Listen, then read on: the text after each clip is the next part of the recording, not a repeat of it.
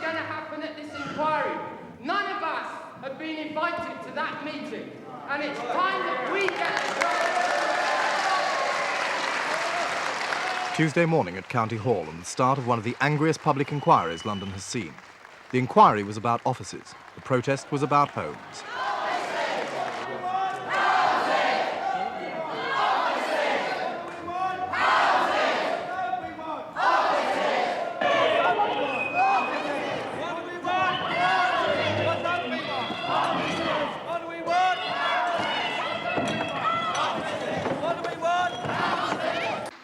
The inquiry stands adjourned now until 11:15.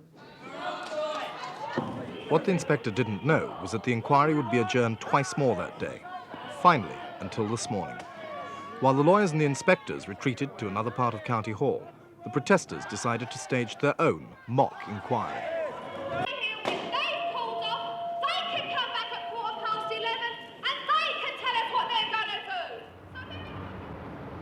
At the centre of all this passion is 14 acres known as the Coin Street site. Hard by Waterloo Station, it stands on that part of the South Bank which punches like a fist right into the centre of London. It's a developer's dream, run down and derelict since the war. It's just 5 minutes from the Houses of Parliament and 15 from the city. The plan under discussion now is for a wall of offices a third of a mile long, cutting right through the community. 20,000 people used to live here. Now only 4,000 remain. Back-to-back Coronation Streets with outside lavatories hang on grimly in the shadow of brutal architecture on a totally different scale. Street markets and workmen's cafes thrive, while purpose-built shopping centres lie empty. If you want them today, I'll take a £1 note for the two today, the large floral eggs. How many do you want, sir? The Rose and Crown symbolises the area, marooned in a parking lot facing a tower block. It's an oasis of the old London in a desert of asphalt and concrete. I've got some old Derby fans, and I've got old 2 bolts, sixpences. And I'll tell you what I've got, I've got a bit of mutton.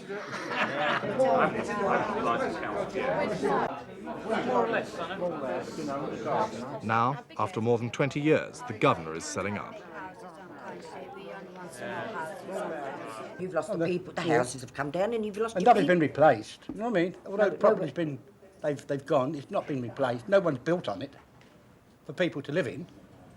Or you've got these councils coming along, all these property developers want to work for plenty of money.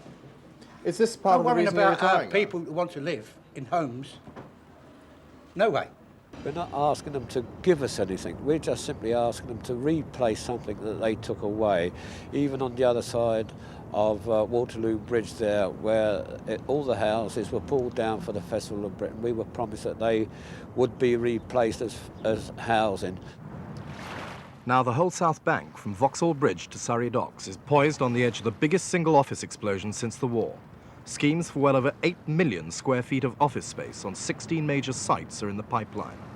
That's the equivalent of 33 centre points, or one building of that size every 200 yards for 4 miles. But Coin Street is a prime site, and the developers have employed one of the most respected architects in Europe to make their scheme acceptable. He's the designer of the Pompidou Centre in Paris, Richard Rogers. Here you have 250,000 people arriving every day, arriving and leaving. There isn't even a cafe where you can see the river, yet the Waterloo Station is very close. So what we're saying is, why not get start to link from Waterloo Station, pedestrian movement to the Bull Ring, with the road going all the way around it, but with a sunken hollow, on to the pavilion here, gateway, to the beginning of the glazed street, which then curves gently away towards the river, picks up the Jubilee Walk here, an island or pontoons on the river, and a thin 12-foot wide pedestrian bridge, which links with a pedestrian, with a big walkway on the north bank, and then beyond that with a temple. So you start to get a glazed street. Nothing new, because I mean, Paxton 100 years ago suggested a 10-mile long glazed street, and many glazed streets, and we have a few still left. And of course, the classic one is the Galleria Milan, but you have them in the States and all over the place. There may be glazed streets and shopping malls, but the plan is still about offices, 1 million square feet of them. An accident of geography, the way the river bends at Waterloo, makes Coin Street an important metropolitan site. Despite the meetings and the marches, Should the objections of 4,000 people really be allowed to stand in the way of nearly 7 million Londoners? Ian Tuckett. It's quite wrong to think that there's a conflict between the local interest and the interest of London as a whole. What we've got here is a very important site, but so is Hyde Park, and you wouldn't dream of building an office block in the middle of Hyde Park, because we know that as a city you need to have open spaces. And in the same way, we know that in a city you must allow people to live as well as putting places for them to work. Now what's happened in London is that more and more offices have been moved into the centre of London. They're now about twice as concentrated as they are in, say, a city like Paris. And that squeezed out other uses, particularly housing and industry. And what that has meant is that there are not enough people living in London to actually service the office block. Colin Crawley is a postman. As his family grew, he had to leave Waterloo to find a house, but he still works there. My grandparents were born around Waterloo, my parents obviously, and my wife's grandparents was also born around Waterloo. So it's what, 3 families. I do shift work. My early one is 6:20 start. So I've got to get up about 5 o'clock just to get to work by 6:20. You've only got 2 buses, and if you miss the first one, you know, we'll be late for work because you've got another half-hour wait till the next one comes along. Ernie Hearn has fought for 20 years to keep the village spirit alive in Waterloo. That village may be shrinking, but Ernie is proud of the fact that it's far from dead. He runs a local community centre. And we're showing now what can be done with empty buildings. We go raising money, and it's proof. The proof is in the pudding. And we've only got 2 workers in the centre. They're employed by us, the management. We started roller skating up 6 weeks ago. 3 weeks after we started, there was an adult session and a kids session. 160 kids were members of that roller skating. We've had to close the books. Now we're looking to start new sessions up. We just literally got 40 or 50 kids now waiting to join, which we can't cope with. Of the 1971 Planning Act, which stated that local people had to be consulted about what was to happen in their area. Once a district plan was adopted, it could only be changed by going through the whole consultation process again. One of the first exercises in this new democracy was the Waterloo District Plan. Coin Street was reserved for housing. The plan was approved by the locals, Lambeth Council, the GLC, and the then Secretary of State. By holding an inquiry into the Greycoat scheme, which cuts right across the plan, without also considering the Waterloo Action Scheme, which fits in with it, the current Secretary of State has trampled on the spirit, if not the letter of the law. You've got to remember that the people who took part in those participation processes and took an interest in the last inquiry, as they should do, according to all this scheme, when they see this going on and again, and the whole system being treated like this, it's not too surprising if they get a bit cynical and participation ends. Do you think you have any chance of winning? Well, if it was a purely planning inquiry, if planning principles and local plans and all this system were to be given the weight that they really should be, yes, obviously. But if it's going to be played this way, and local participation and the whole scheme introduced by the 71 Act is just going to be shuffled around like this for election dates, not so easy to tell, is it? So your guess is that you'll lose? Well, if they go on like this, yes. Lambeth Council are furious. They believe that their rights as a planning authority and the rights of their electors have been usurped. Councillor Duparc of the Planning Committee. Well, I think the 1971 Act very much encouraged local authorities to consult with people. We have done that. In fact, we've gone very painfully through a process where even where we were already pretty well aware of the community's views about what was wanted in Waterloo, we went very strictly, followed the letter of the law as laid down in the 1971 Act about the process of consultation. And we arrived at a decision which was unanimously acceptable. I mean, so unanimously acceptable that it wasn't even necessary to hold a public inquiry on the Waterloo District Plan itself. And this can now simply be turned over. We think we were within the spirit of the Act, and we don't think Mr. Heseltine is. When can you be ready, do you think? When can you have a proof? The only reply I can give is 2 years ago, the local action groups raised £10,000 to fight the last inquiry, and the office schemes were thrown out. Then the developers were divided. Today, they're united under one banner, and the protest groups have just £200 in the kitty. Also, some of the most important witnesses are still tied up in other office inquiries in the area.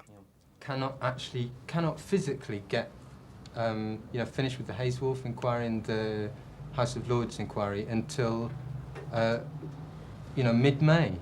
Richard Cawes is the senior partner of Debenham, Tewsome and Chinook, Greycoat's own property advisors.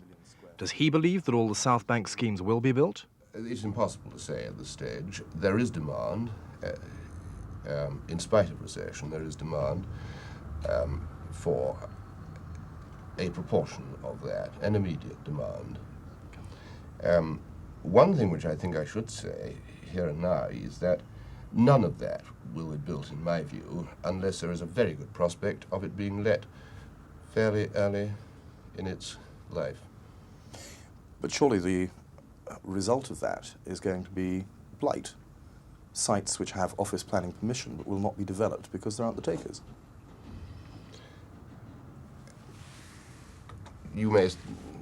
I entirely agree that there will be sites which will be reserved for offices, where offices may not be built for a while. That doesn't mean to say that we have got to look at those sites as most horrible blighted sites.